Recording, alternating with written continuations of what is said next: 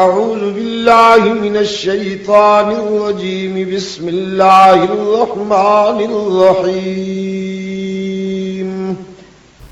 السلام علیکم۔ سید عبد المجید ندیم چینل میں آپ سب دوستوں کو خوش آمدید۔ حضرت علامہ سید عبد المجید ندیم شاہ صاحب رحمۃ اللہ تعالی علیہ بیان فرما رہے ہیں، تو آئیے ہم سب مل کر حضرت شاہ صاحب کا یہ بیان دیکھتے اور سنتے ہیں۔ الحمدللہ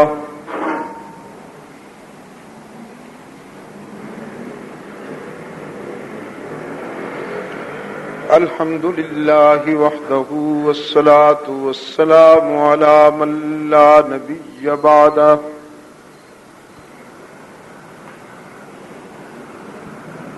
وعلى آلہ واصحابہ الذین اوفوا عہدا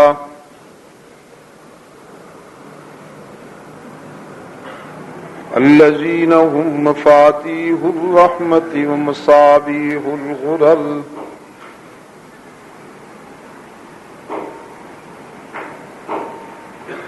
أعوذ بالله من الشيطان الرجيم بسم الله الرحمن الرحيم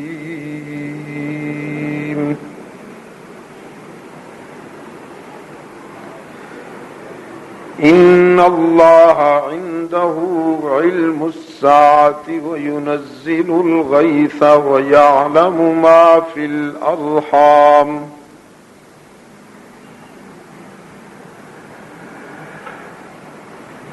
وما تدري نفس ماذا تكسب غدا وما تدري نفس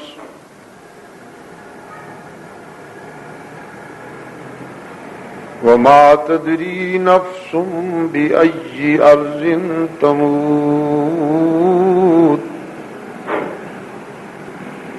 إن الله عليم خبير صدق الله مولانا العظيم۔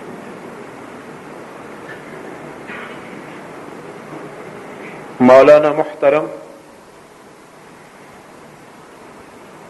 گرامی قدر بزرگوں اور عزیز دوستوں،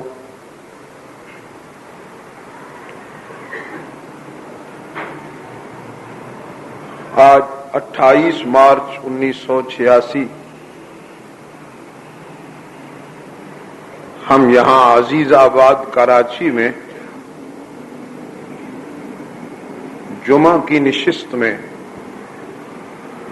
دعوت و تبلیغ کی نسبت سے جمع ہیں۔ دراصل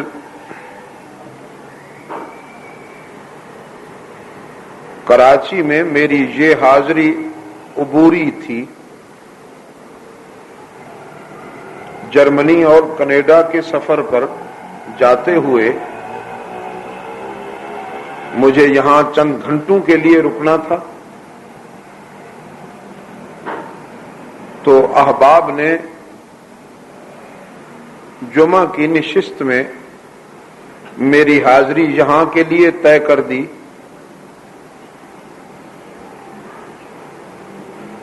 مولانا کا یہ ارشاد کہ وہ ایک عرصے سے متمنی تھے اور میں ہاتھ نہیں آ رہا تھا،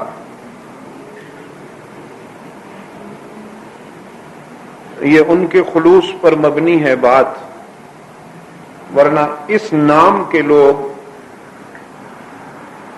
کسی سے پوچھا نہیں کرتے، اس نام کے لوگ تو بغیر اجازت کے ہی ہائی جیک کر لیتے۔ بہرحال ان کی یہ شفقت ہے، اخلاص ہے کہ وہ مجھ جیسے بے علم اور بے بذات انسان کو اپنی توجہات میں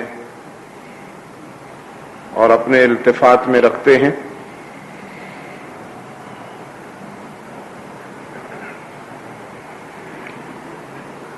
جمعہ کے اس وقت میں چونکہ چند لمحوں کے لیے گفتگو کرنی ہوتی ہے، اس گفتگو کی اساس کتاب اللہ کا وہ حصہ ہے جو ابھی ابھی میں نے آپ کے سامنے تلاوت کرنے کی سعادت حاصل کی۔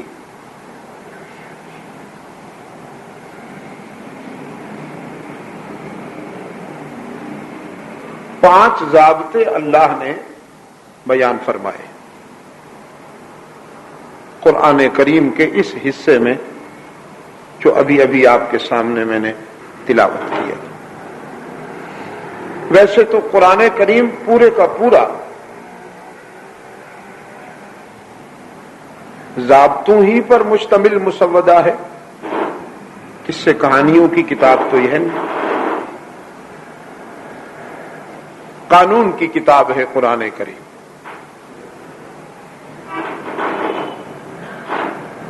ہم نے عملاً چونکہ ابھی تک اس کی قانونی وجاہت کا مشاہدہ نہیں کیا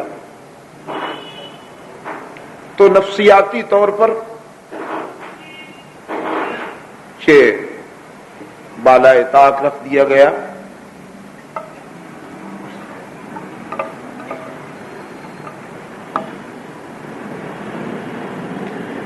آزادی کے بعد بھی ابھی تک ہم قرآن کریم کی قانونی حیثیت کا مشاہدہ کرنے کو ترس رہے ہیں۔ ابھی تک برطانوی قانون ہم پہ حکومت کر رہا ہے، اس نے اپنا بنا کے چھوڑ دیا، کیا اسیری ہے کیا رہائی ہے۔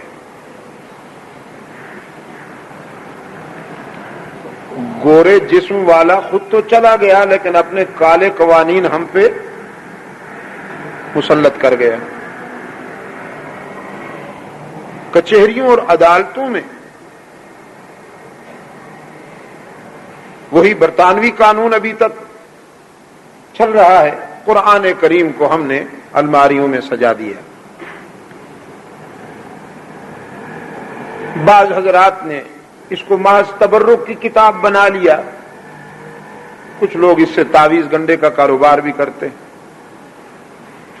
جھاڑ پھونک کا کام لیتے ہیں۔ بعض حضرات کا خیال ہے اس سے دھاگے ناپ کر پہن لیے جائیں تو بخار دور ہو جاتے ہیں۔ اپنے اپنے خیالات ہیں اجمی حضرات کے۔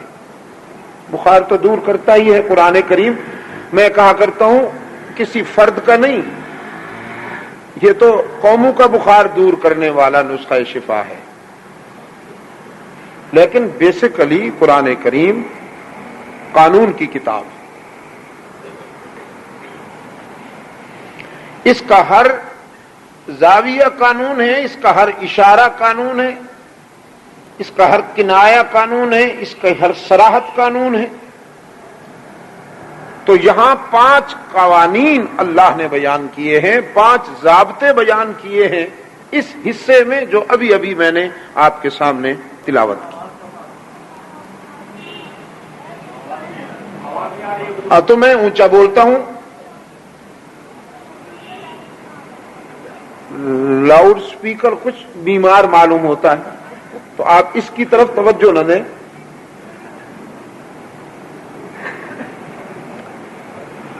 ہاں جی، تو میں عرض کر رہا تھا پانچ قوانین بیان کیے گئے ہیں اس حصے میں، اور قانون کی زبان بہرحال قانون کی زبان ہوتی ہے، اس میں کوئی تعویل نہیں ہوگی، اسے من و عن سنا جاتا ہے اور مانا جاتا ہے۔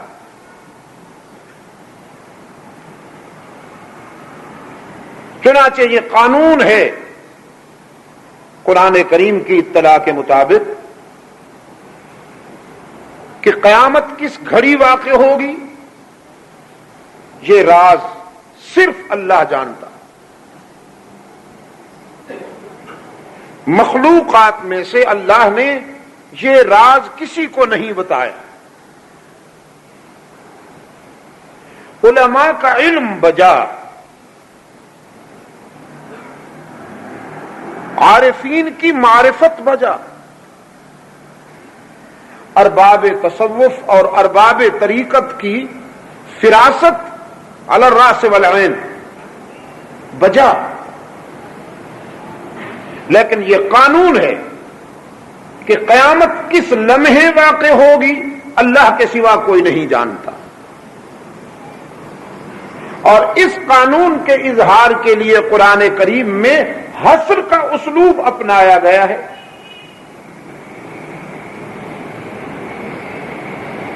فرمایا ان اللہ عندہ علم الساعہ، حصر ہے، تاکید بھی ہے، حصر بھی ہے۔ ان اللہ عندہ علم الساعہ، بالیقین اللہ ہی جانتے ہیں، اللہ ہی کے پاس ہے وقوع قیامت کا علم۔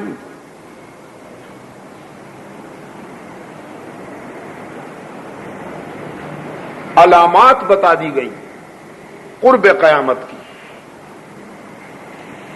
جو اکثر و بیشتر رونما ہو چکی، سرخ آندھیاں آ چکی، زلزلے آ چکے، ہاں اولاد آدم کے چونچلے دیکھ کر دھرتی اشارے دے چکی ہے کہ اب تم قابل برداشت نہیں رہے۔ اللہ نے تو بول و براز کے اس مجسمے پر اور اس قطرہ ناپاک پر شرافت کی چادر تان دی تھی، لیکن جو تمہارے کرتوت ہیں، جو تمہارے چونچلے ہیں، اب دھرتی کبھی کبھی کانپ کانپ کر اشارہ دیتی ہے کہ تم ناقابل برداشت ہو گئے ہو۔ لیکن سٹیمنا دیکھیے، ابن آدم کا حوصلہ دیکھیے کہ اتنے واضح اشاروں کو ہضم کرتا چلا جا رہا ہے، رخ بدلنے کو تیار نہیں۔ علامات قرب قیامت کی، دوستی میں، تعلقات میں وفا غائب، جوانی میں غیرت غائب، نسوانیت میں حیا غائب، رشتے کھوکھلے ہو گئے، دوستیاں بے روح ہو گئیں، مفادات کی ہوس ہے، اور اس ہوس کے ناطے سے ہر شخص دوڑ رہا ہے۔ وہ انسانی اقدار، وہ اخلاقی اصول یا قدریں کہ جن پر انسانی معاشرہ استوار ہوا کرتا تھا، قصہ پارینہ بن کر رہ گئے۔ بڑھاپے میں خوف خدا غائب ہے، بالوں کی سفیدی بھی بغاوت سے اسے نہیں ہٹا رہی، بال سفید ہو چکے ہیں، لیکن شیخ غراس تہنوس بابا سعدی فرماتے ہیں نا، عمر برف است و آفتاب تموز، زندگی تو برف کی سل ہے، اور سورج پوری آب و تاب کے ساتھ چمک رہا ہے، انگارے برسا رہا ہے، وہ برف پگھل رہی ہے، شیخ غراس تہنوس، لیکن بوڑھے کا تکبر ختم نہیں ہوتا۔ یہ ابھی تک اپنی رگوں میں خون کی سرخی دیکھ کر مطمئن بیٹھا ہے کہ مرنے والے مریں گے، ہم تو یہاں ہمیشہ رہنے کے لیے آئے، منصوبے بناتا ہے، پلاننگ کرتا ہے۔ حضرت عثمان ابن عفان رضی اللہ تعالی عنہ کی سیرت میں ایک بات ملتی ہے، داڑھی کا ایک بال سفید ہوا تو پکڑ کر رونا شروع ہو گیا۔ کسی نے عرض کیا آپ بڑھاپے سے ڈر گئے، بالوں کی سفیدی سے ڈر گئے؟ فرمایا نہیں، بالوں کی سفیدی سے نہیں ڈرتا ہوں، بلکہ اس احساس نے گھائل کر دیا کہ بلاوا آ گیا اور میں نے اس سفر کی تیاری نہیں کی۔ اتنا اہم اور نازک سفر، یہ بالوں کی سفیدی در حقیقت عقبہ کے سفر کی تیاری کا کاشن ہے۔ فرمانے لگے میں نے ابھی تک اس سفر کی تیاری نہیں کی، اس احساس نے گھائل کر دیا۔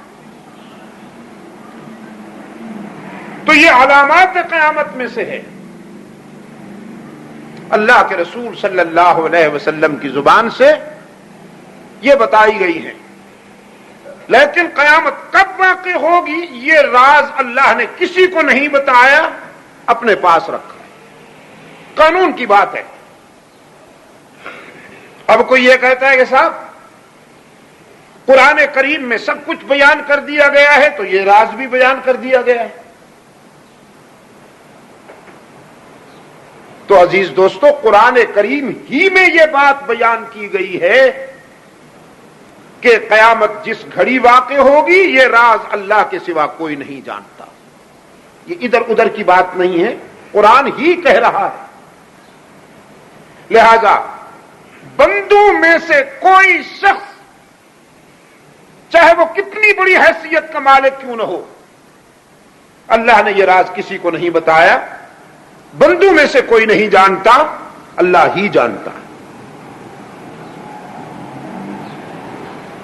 دوسرا قانون فرمایا ان اللہ عندہ علم الساعۃ وینزل الغیث، بارش کب کہاں اور کتنی مقدار میں آئے گی یہ راز بھی کوئی نہیں جانتا۔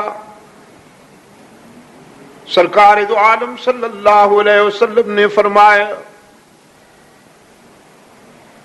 دھرتی پر جب بارش برستی ہے تو ایک ایک بوند اللہ کے علم کا برہان بن کر اترتی ہے۔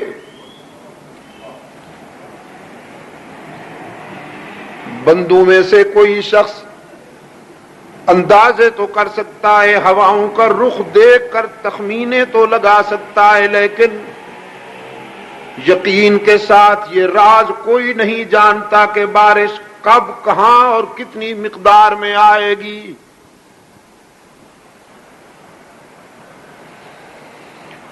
ہاں، جب کوئی اخلاص کے ساتھ اللہ سے التجا کرے، طلب میں سچائی ہو تو موسلا دھار آ پہنچتی، یہ بالکل صحیح۔ مدینہ طیبہ کا خطیب جمعہ ہی کے خطبے میں دین سمجھا رہا تھا کہ سامعین میں سے ایک صاحب نے کھڑے ہو کر اللہ کے محبوب سے درخواست کی، قحط سالی ہے، بارش نہیں ہو رہی، مویشیوں کو پانی تک میسر نہیں پینے کے لیے، فصلات خشک ہو رہی ہیں، تو اللہ سے دعا کیجئے کہ باران رحمت ہمیں نصیب ہو۔ سرکار دو عالم صلی اللہ علیہ وسلم نے دعا کے لیے ہاتھ بلند فرما دی کہ اے اللہ، مدینہ والے بارش مانگتے ہیں، تیرا محبوب سفارش کرتا ہے۔ صحابہ کرام رضوان اللہ علیہم اجمعین، حضرت عبداللہ ابن مسعود رضی اللہ تعالی عنہ فرماتے ہیں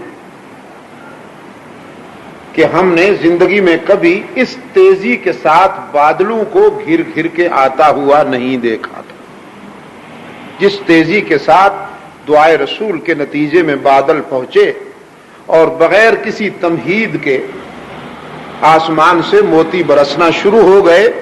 ابھی دعا جاری تھی کہ مسجد نبوی کی چھت سے بارش کی بوندیں ٹپک ٹپک کر سرکار دو عالم صلی اللہ علیہ وسلم کے چہرہ انور پہ آ پہنچی۔ یہ نقد قبولیت ہوئی کہ ابھی دعا جاری تھی کہ باران رحمت آ گئی۔ مسجد نبوی کی چھت سے کیوں ٹپک کے آئی؟ کہ وہ چھت کھجور کے پتوں کی تھی، اور میں کہا کرتا ہوں اس دور میں مسجدیں کچی ہوتی تھیں، نمازی پکے ہوتے تھے۔ اب مسجدیں پکی بن رہی ہیں، نمازی، اللہ ہمارے حال پہ رحم فرمائے۔ وہ سجدہ روح زمین جس سے کانپ جاتی تھی اسی کو آج ترستے ہیں ممبر و محراب۔ جھکنے والے بھی بہت ہیں، سجدہ کرنے والے بھی بہت ہیں، صفوں میں کھڑے ہونے والے بھی بہت ہیں، لیکن وہ روح نہیں رہی، وہ روح نہیں رہی، وہ سجدوں میں کیفیت نہیں رہی، وہ قیام میں لذت نہیں رہی، وہ رکوع میں استحضار نہیں رہا، خشوع نہیں رہا۔ اگر آپ محسوس نہ کریں تو میں ایک قدم آگے بڑھوں گا۔ اس روح کے فوت ہو جانے کا نتیجہ ہے کہ آج مسجدیں مودت اور محبت کا مرکز بننے کے بجائے منافرت کے اکھاڑے بن گئے۔ ایک دوسرے کو نیچا دکھانے کے لیے مسجدوں کو استعمال کیا جاتا ہے۔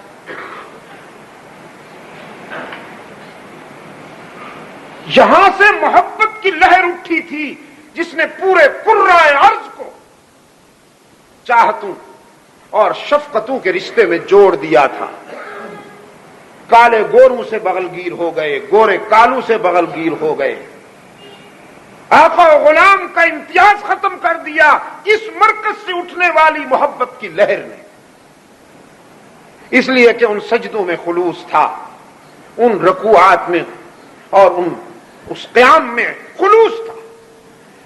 لوگ جب مسجد میں گھستے تھے تو خود کو بھول جاتے تھے خدا کی حاضری کے وقت، اور ہم یہاں پہنچ کر بھی خود کو دیکھتے ہیں، خدا تو کسی کو یاد نہیں آتا۔ زین العابدین حضرت حسین رضی اللہ تعالی عنہ کے فرزند ہیں۔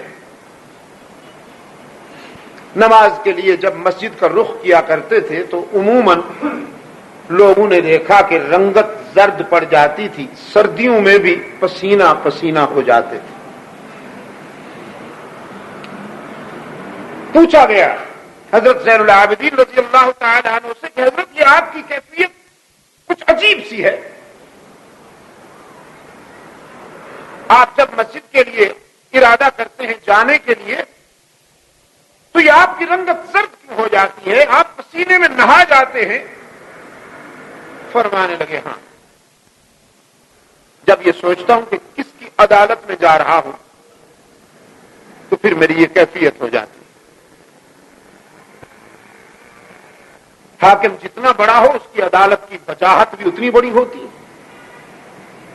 آپ دنیا کی کسی عدالت میں جائیں گے تو ذرا تکلف کریں گے، تھوڑا سا اپنے آپ کو ٹھیک ٹھاک کر کے لے جائیں گے۔ اس احکم الحاکمین کی عدالت میں جاتے وقت جو لوگ سمجھتے ہیں، سرکار دو عالم صلی اللہ علیہ وسلم سے حضرت روح الامین نے پوچھا تھا، بخاری شریف میں باب العلم کی ابتدا ہے، کہ اللہ کے رسول احسان کیا ہے؟ یہ بات غور سے سننے کی۔ اللہ کے رسول احسان کیا ہے؟ مل احسان؟ فقال رسول اللہ صلی اللہ علیہ وسلم ان تعبد اللہ کأنک تراہ، تم اللہ کی اس طرح عبادت کرو کہ جیسے اللہ کے سامنے کھڑے ہو اور وہ ذات اقدس تمہارے سامنے موجود ہے۔ اس احساس کے ساتھ تم عبادت کرو کہ جیسے اللہ کی ذات تمہارے سامنے موجود ہے اور تم آنکھوں سے مشاہدہ کرتے ہوئے اس کی بارگاہ میں حاضری دے رہے ہو۔ فَإِن لَمْ تَكُنْ تَرَاهُ، اور اگر کسی کو یہ کیفیت نصیب نہ ہو، فَإِنَّهُ يَرَاكَ، تو اب اس میں تو کوئی شک نہیں نا کہ وہ تمہیں دیکھ رہا ہے۔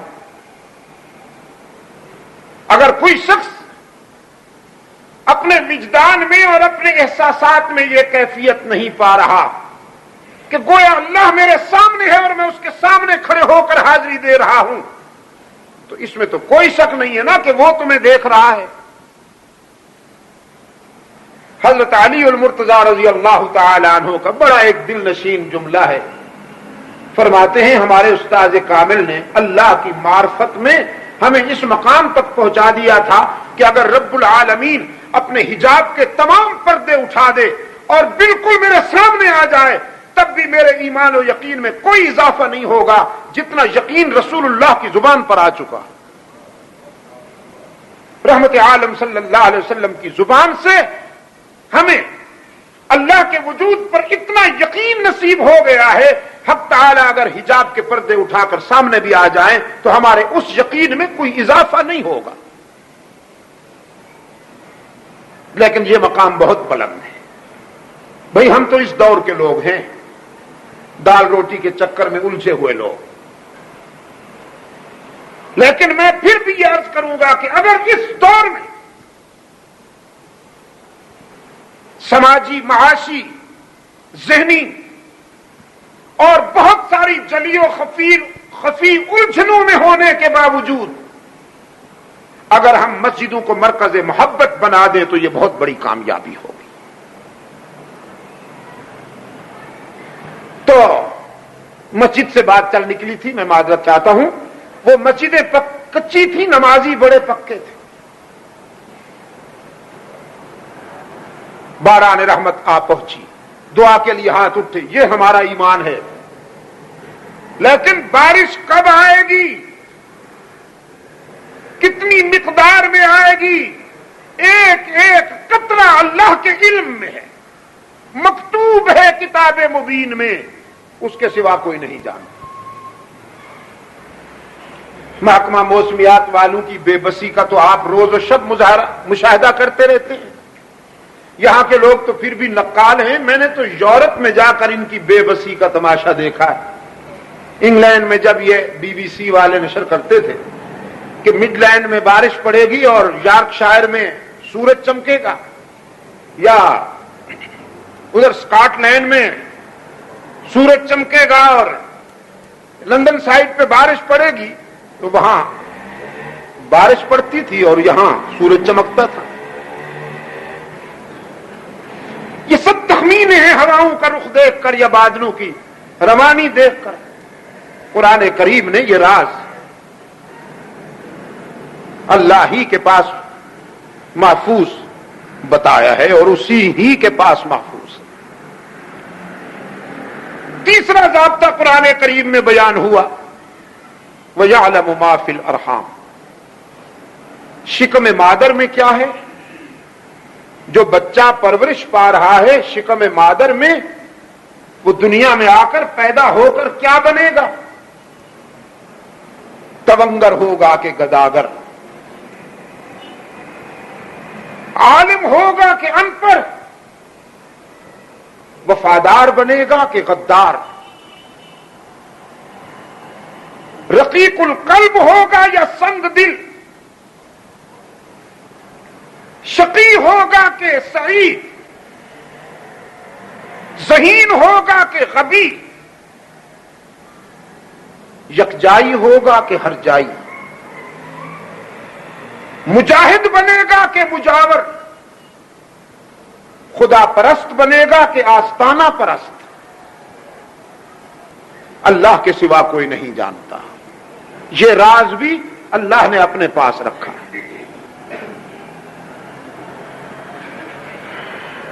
ٹورنٹو میں ایک نظریاتی سیمینار تھا.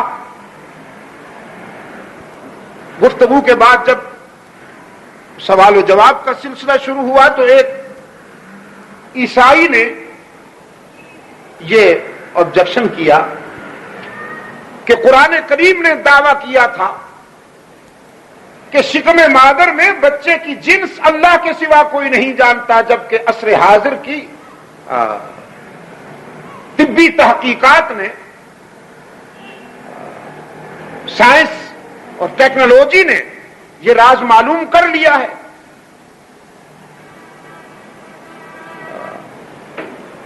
ڈاکٹر حضرات ڈلیوری سے قبل جان لیتے ہیں کہ ماں کے شکم میں بچے کی جنس کیا ہے.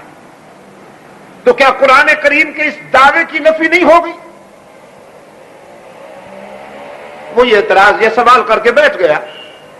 تو میں نے عرض کیا قرآن کریم کا دعویٰ ما فی الارحام تھا، اور عربی گرامر جاننے والے حضرات جانتے ہیں کہ ما فی الارحام میں خصوصیت نہیں، عمومیت ہے. اس میں بچے کی تمام کیفیت کیفیات جو ولادت کے بعد سے موت تک اس نے زندگی گزارنی ہے، اس کی تمام کیفیات کو اللہ کے سوا کوئی نہیں جانتا۔ اگر کوئی حکیم اور ڈاکٹر یہ دعویٰ کرتا ہے کہ نہیں صاحب ہم جانتے ہیں تو وہ سامنے آئے، ایک بات۔ لیکن اگر آپ مصر ہوں کہ صاحب فلاں تفسیر کے مفسر نے یہ لکھا ہے کہ بچے کی جنس مراد ہے، فلاں صاحب نے یہ لکھا ہے کہ بچے کی جنس مراد ہے، تو میں اس سے بھی راہ فرار اختیار نہیں کرتا، میں اس پہ بھی قائم ہوں کہ بیک وقت پوری کائنات کی ماؤں کے پیٹ میں جو بچے ہیں ان کا علم اللہ کے سوا کوئی نہیں جانتا کہ وہ نر ہیں یا مادہ ہیں۔ اگر دنیا کا کوئی ڈاکٹر طبی تحقیقات کے بل بوتے پر یہ دعویٰ کرتا ہے کہ میں ساری دنیا کی ماؤں کے بارے میں یہ علم رکھتا ہوں کہ ان کے شکم میں پرورش پانے والے بچوں کی جنس کیا ہے، تو وہ ڈاکٹر سامنے آئے۔ پوری کائنات ما فی الارحام کی حقیقت کو اللہ کے سوا کوئی نہیں جانتا۔ صدیوں فلاسفہ کی چنا اور چنی رہی، لیکن خدا کی بات جہاں تھی وہیں رہی۔ یہ جتنی بھی ترقی کر جائیں،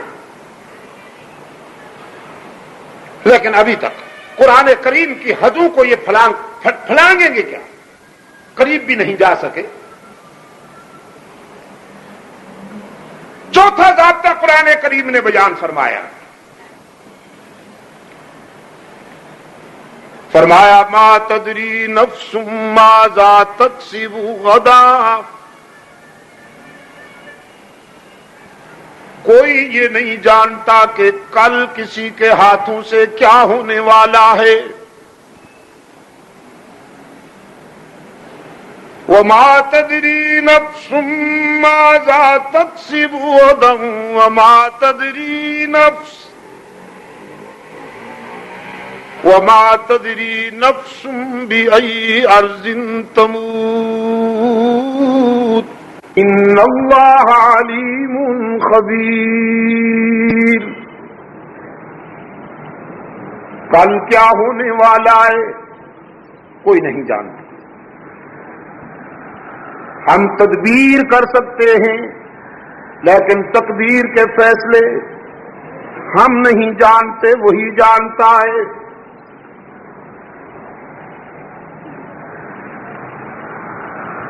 سرکار دو عالم صلی اللہ علیہ وسلم کی خدمت میں ایک وفد حاضر ہوا۔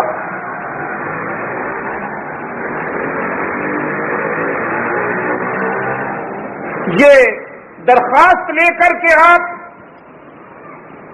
علاقہ نجد میں دعوت و تبلیغ کے مشن پر ایک تبلیغی جماعت روانہ فرمائیے، تاکہ وہاں کے لوگوں کو راہ ہدایت نصیب ہو، صراط مستقیم نصیب ہو۔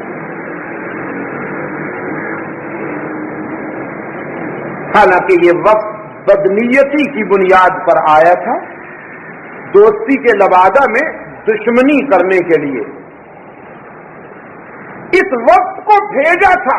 اسلام کے ایک بدترین دشمن عامر بن طفیل نے، جو بنو سلیم کے قبائل کا رئیس تھا، 80 سال کا بوڑھا، لیکن غرور کا یہ عالم، اس کے نخوت کا یہ عالم کہ اس نے سرکار دو عالم صلی اللہ علیہ وسلم کو پیغام بھیجا کمپرومائز کر لے، صلح کر لے، اور کمپرومائزنگ فارمولہ یہ ہے کہ شہروں میں میری حکومت چلے گی، دیہاتوں میں آپ کا حکم چلے گا۔ پھر یہ کہ آپ مجھے اپنا ولی عہد نامزد کر دیں۔ 80 سال کا بوڑھا ولی عہد ہونا چاہتا ہے۔ آخر میں اس نے یہ لکھا کہ اگر آپ نے یہ میری 2 شرطیں منظور نہ کی تو پھر تیار ہو جائیے، میں قبائل کے درندے جمع کر کے آؤں گا اور آپ پر یلغار کروں گا، اور پھر انجام جو ہوگا وہ دیکھ لیں گے آپ۔ رحمت عالم صلی اللہ علیہ وسلم نے عامر بن طفیل کو جواب دیا کہ تم نے مجھے سمجھا ہی نہیں، ارے بھائی میں بادشاہت تقسیم کرنے کے لیے نہیں آیا، میں تو انسان کے بہتے ہوئے آنسو روکنے کے لیے آیا، میں تو مظلوموں کے حقوق بحال کرنے کے لیے آیا ہوں، میں تو اللہ کی زمین پر حکومت الہیہ کے قیام کے لیے آیا ہوں، میں تو انسانیت کے چھینے گئے حقوق کی بحالی کے لیے آیا ہوں، یہ تم نے کیا کہہ دیا؟ رہی تمہاری دھمکی تو جو جی میں آئے کر گزرو۔ چنانچہ ایک سازش کے تحت اس نے ایک وقت بھیجا اسلام کو نقصان پہنچانے کے لیے۔ رحمت عالم صلی اللہ علیہ وسلم انسان کی ہدایت کے لیے بے قرار رہا کرتے تھے۔ میں کہا کرتا ہوں کوئی باپ اپنے بیٹے کی مستقبل کی تعمیر و ترقی میں اتنا بے قرار نہیں ہو سکتا جتنا سرکار دو عالم صلی اللہ علیہ وسلم انسان کی ہدایت کے لیے بے قرار ہوا کرتے تھے۔ قرآن میں اللہ نے فرمایا لعلک باخع نفسک علی آثارہم ان لم یؤمنوا، میرے محبوب کیا آپ جان دے دیں گے اس فکر میں کہ لوگ ایمان کیوں نہیں لاتے؟ چنانچہ ایک وقت ترتیب دیا گیا 70 قراء پر مشتمل، 70 قاریوں کا ایک وقت۔ اور جب قاری کا نام آتا ہے ہمارے معاشرے میں تو ہم تو یہ سمجھتے ہیں کہ صاحب یہ فارغ لوگ جو مسجدوں میں بیٹھے ہیں حجروں سے پکڑ کر انہیں بھیج دیا گیا، کیونکہ عصر حاضر میں تو چونکہ بدقسمتی سے پارٹیشن ہو گیا سوسائٹی میں، انگریز یہاں سے جاتے جاتے وہ ہماری بہت ساری چیزیں تقسیم کر گیا، دین علیحدہ ہو گیا، دنیا علیحدہ ہو گئی، مسٹر علیحدہ ہو گیا، ملا علیحدہ ہو گیا، مسٹر نے قلم ہاتھ میں لے لیا، ملا نے کشکول لے لیا، فیصلے مسٹر کرتا ہے، سوال مولوی کرتا ہے۔ یہ بھی آثار قیامت ہے، میں اس کو بھی علامات قیامت میں سے سمجھتا ہوں۔ مانگنا مولوی کا کام نہیں، مولوی کا کام تو دینا ہے، لیکن اس معاشرے میں مولوی کو ذلیل کرنے کے لیے، اس کو تباہ کرنے کے لیے فرنگی سازش ہے یہ کہ مانگنا اس کے حصے میں آ جائے اور فیصلے مسٹر کرے۔ خیر یہ بڑی تلخ داستان ہے، میں ادھر چلا گیا تو پھر نہ معلوم کہاں پہنچیں گے۔ یہ عرض کرتا چلا جاؤں کہ اس وقت عصر حاضر کا سٹیٹس تو ہمارا بنایا ہوا ہے، لیکن اس دور کا معیار یہ تھا، سوسائٹی سٹیٹس یہ تھا کہ جو قاری ہوا کرتا تھا قرآن کریم کا وہ سوسائٹی میں سب سے زیادہ بلند و بالا ہوا کرتا تھا، کیونکہ حامل قرآن ہے وہ، اور جس کے سینے میں قرآن ہوگا وہ سب سے زیادہ واجب الاحترام بھی ہے، قابل اعتماد بھی ہے۔ وہ قاری تھے لیکن مانگنے والے نہیں تھے۔ حضرت انس بن مالک رضی اللہ تعالی عنہ کی روایت ہے، انہوں نے ان قاریوں کی تعریف کی ہے، کانوا یختطبون بالنہار ویصلون باللیل، وہ دن کو لکڑیاں چنتے تھے، لکڑیاں چن چن کر کسب معاش کرتے تھے، شام کو بیچ کر دال روٹی پیدا کرتے تھے اپنے بچوں کے لیے، اور رات کو جب عابد بن کر مصلی پر کھڑے ہوتے تھے تو اللہ کے فرشتے ان کے سجدوں پہ رفع کرتے تھے۔ میرے عزیز دوستو، آپ یقین فرمائیے کہ دین پیشہ نہیں ہے، عبادت بھی پیشہ نہیں ہے، بلکہ کاز ہے، یہ مشن ہے۔ سرکار دو عالم صلی اللہ علیہ وسلم نے 70 رضاکاروں کا انتخاب فرمایا، تبلیغی جماعت تیار ہو گئی۔ اور یہ وضاحت بھی عرض کرتا چلا جاؤں کہ اس دور کی بات کر رہا ہوں جب اسلام کے چاہنے والوں کی تعداد انگلیوں پر گنی جاتی تھی۔ یہ تعداد لاکھوں کروڑوں یا اربوں کی نہیں تھی، انگلیوں پر گنے جا سکتے تھے اسلام کے چاہنے والے۔ ان تھوڑے سے افراد میں سے 70 قراء کا انتخاب بہت بڑا فیصلہ تھا، بہت بڑا فیصلہ تھا۔ ان میں سے 3 آدمی اللہ کے رسول صلی اللہ علیہ وسلم نے ایک وقت کے طور پر منتخب فرمائے، جن کا امیر بنایا گیا حضرت حرام ابن ملحان کو رضی اللہ تعالی عنہ۔ آپ صلی اللہ علیہ وسلم نے خط لکھ کر دیا عامر بن طفیل کے نام، اور حضرت حرام سے فرمایا کہ یہ خط جا کر اسے پہنچاؤ، اور وہ جو جواب دے وہ بھی میرے پاس لے آؤ۔ یہ 3 افراد پر مشتمل سفارتی مشن روانہ ہوتا ہے۔ عامر بن طفیل کی آبادی کے قریب آ کر اس وقت کے امیر حضرت حرام ابن ملحان رضی اللہ تعالی عنہ نے اپنے دونوں ساتھیوں سے فرمایا، تم یہاں جنگل میں ٹھہر کر میری انتظار کرو، عامر کے پاس میں تنہا جاؤں گا۔ پتہ ہے کیوں؟ کس لیے تنہا جانا چاہتے ہیں؟ کہ عامر نے انعام دینا ہے اور وہ چاہتے ہیں کہ انعام میں کوئی دوسرا شامل نہ ہو، میں تنہا لے جاؤں؟ نہیں، فرماتے ہیں عامر بڑا متکبر ہے، مجھے اس سے خیر کی توقع کم ہے، شاید وہ میرے ساتھ اچھا سلوک نہیں کرے گا، تم یہاں رہو تاکہ اگر عامر تلوار اٹھا لے تو میں تنہا مر جاؤں، تم جا کر قافلہ والوں کو اور اپنے قائد کو اطلاع دو۔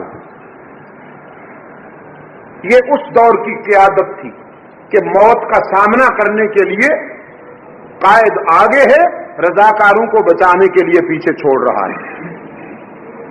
وہ قیادت ہوا کرتی تھی، اور عصر حاضر کا لیڈر ڈرائنگ روم میں سموکنگ کرتا ہے اور رضاکاروں کو کہتا ہے کہ تم سڑکوں پہ جا کے گولیوں کا سامنا کر لو۔ وہ قیادت ہوا کرتی تھی، یہ منافقت محسوس نہ فرمائیے۔ حضرت حرام ابن ملحان تنہا پہنچتے ہیں عامر بن طفیل کے پاس، اللہ کے رسول کا خط دیتے ہیں۔ اس بدبخت نے انتہائی ثقافت اور دنات کے ساتھ اللہ کے رسول کا خط دیکھا اور پھر ٹکڑے ٹکڑے کر کے اسے پھینک دیا، بلکہ ایک روایت کے مطابق وہ ٹکڑے حضرت حرام کے چہرے پہ مارے، اس نے منہ پہ مارے، اور پھر عقب میں بیٹھے ہوئے ایک وحشی انسان نما درندے کو اس نے اشارہ کیا، جس نے عقب سے نیزہ پھینکا، جو سفیر رسول حضرت حرام ابن ملحان کے سینے سے پار ہو گئے۔ نیزہ پار ہوا، خون کا فوارہ چھوٹا، تو بخاری ہی کی روایت کے مطابق قال بالدم هكذا فنزعه على وجهه ورأسه ثم قال فزت ورب الكعبة۔ خون سے اپنے لب بھر دونوں ہاتھوں سے خون لے کر اس مجاہد کبیر نے خون شہادت کو اپنے چہرے پہ ملا۔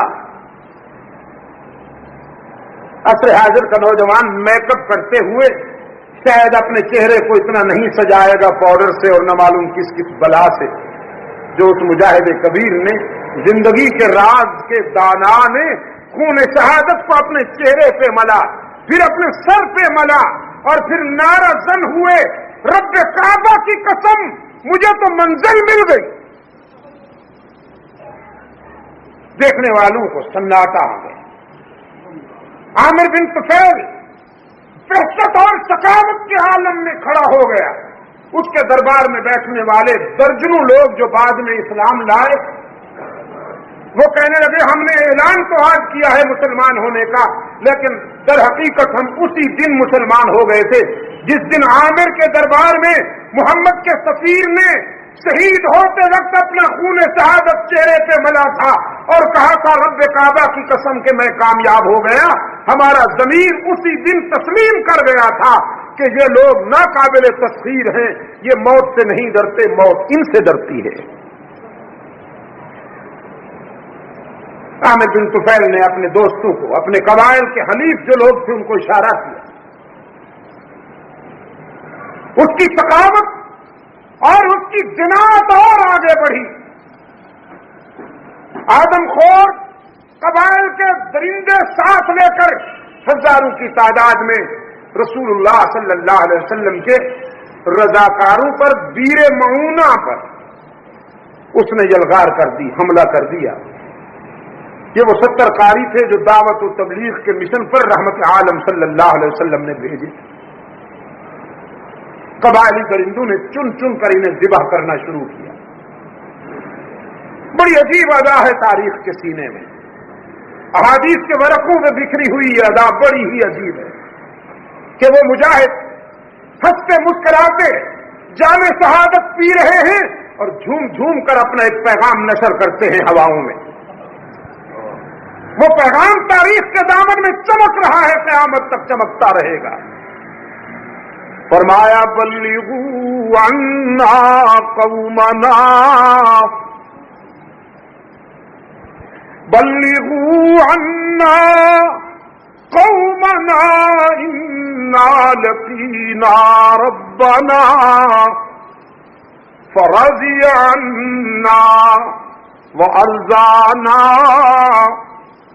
اللہ کے فرشتوں، ہواؤں، ہمارا یہ پیغام ہمارے قائد تک لے جاؤ، ہمارے دوستوں تک ہمارا یہ پیغام پہنچا دو کہ ہم نے بیر معونہ پر اپنے رب سے ملاقات کی۔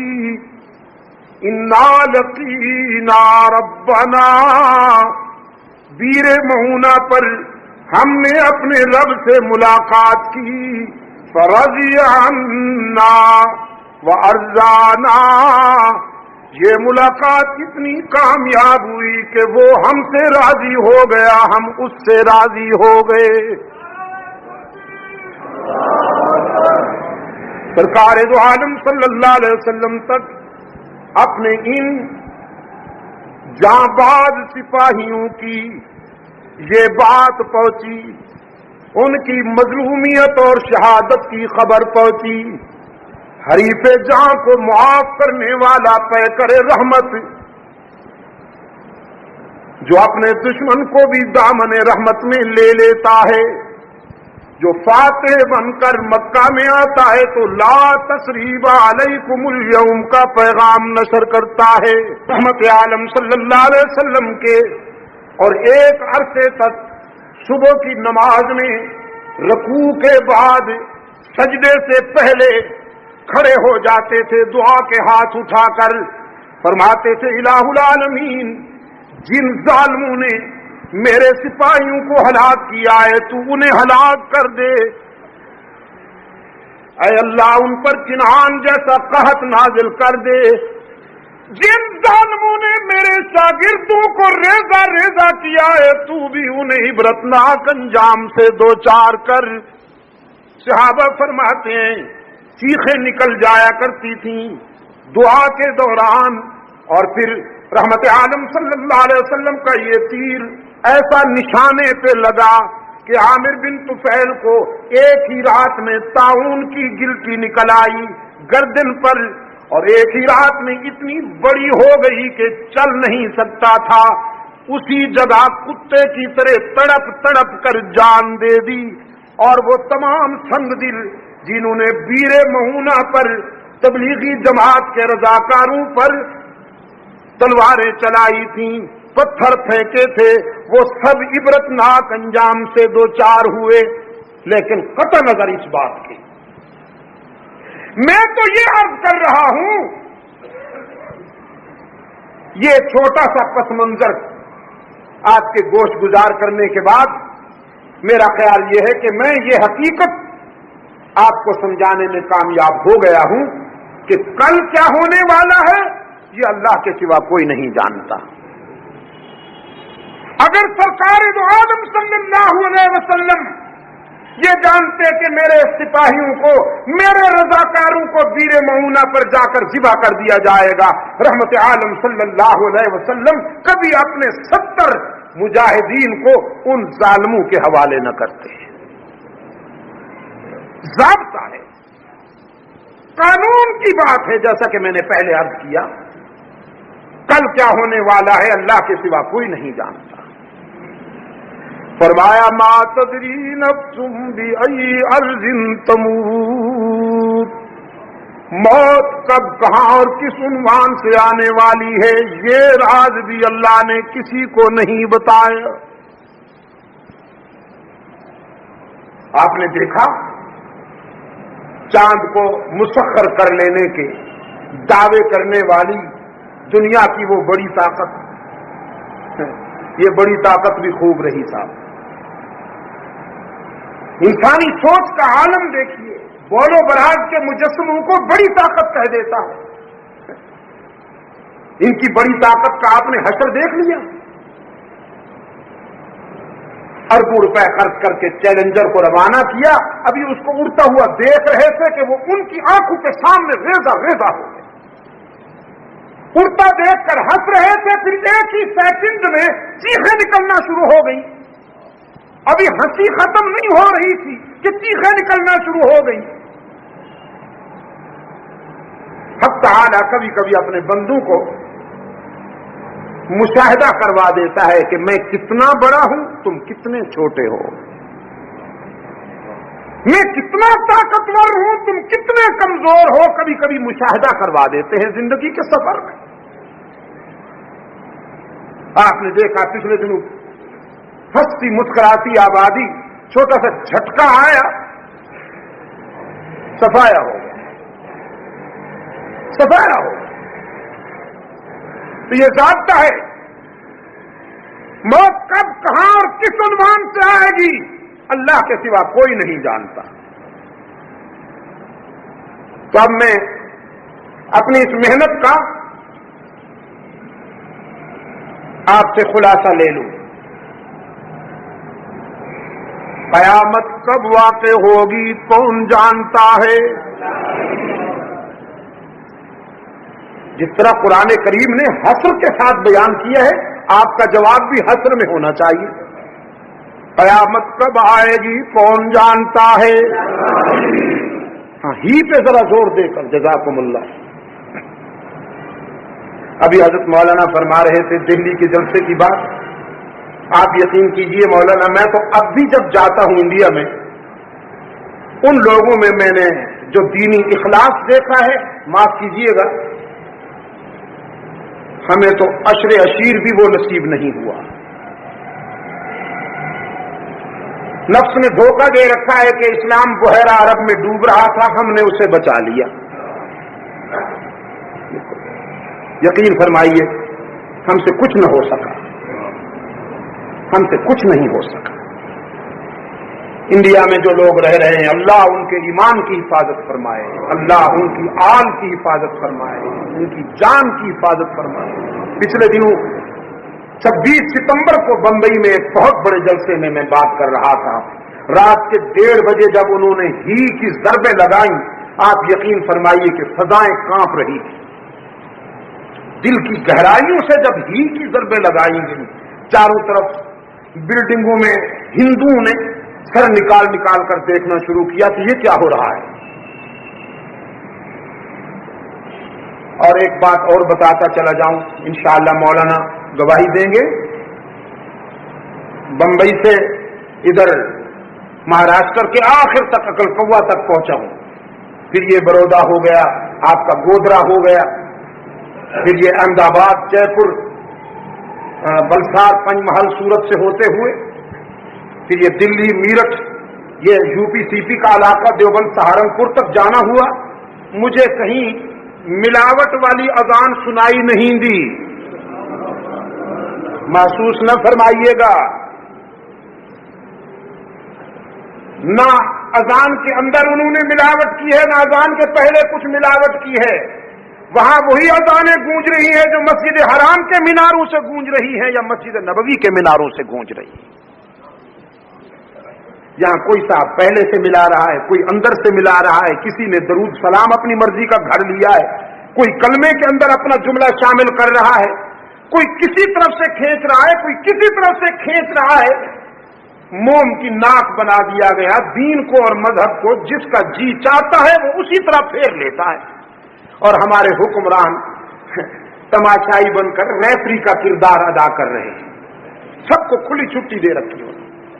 کہ صاحب مذہبی آزادی ہے، ہم کسی کو کیا روک سکتے ہیں؟ ہاں اگر کوئی ہمارے خلاف بات کرے گا تو اس کے لیے کوڑے تیار ہیں، لیکن اگر کوئی صحابہ کے خلاف بکتا ہے، کوئی اہل بیت کے خلاف بکتا ہے، کوئی شرعی مسلمات کی دھجیاں اڑاتا ہے، کوئی قرآن کی تحریف کرتا ہے، کوئی حدیث میں ملاوٹ کرتا ہے، کوئی اسلام کے نمائندہ کرداروں کو تنقید کا نشانہ بناتا ہے، حکمران کہتے ہیں نو پرابلم،